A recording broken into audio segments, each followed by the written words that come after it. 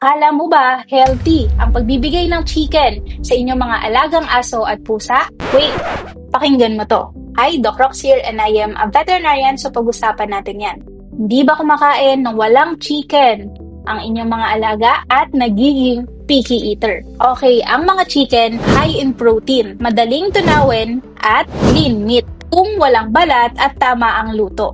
Pero, ito ang pinaka-common na food allergen sa mga pets. Kapag puro chicken everyday, kahit nga ba nilulutuan nyo sila, kung puro chicken ang kanilang pagkain, kulang yan sa essential nutrients, tulad ng mga fatty acids at vitamins. At kung meron pa yung balat at buto, mataas ang risk niyan for pancreatitis. Dito nyo mapapansin na suka ng suka ang inyong alaga or everyday meron silang pagsusuka.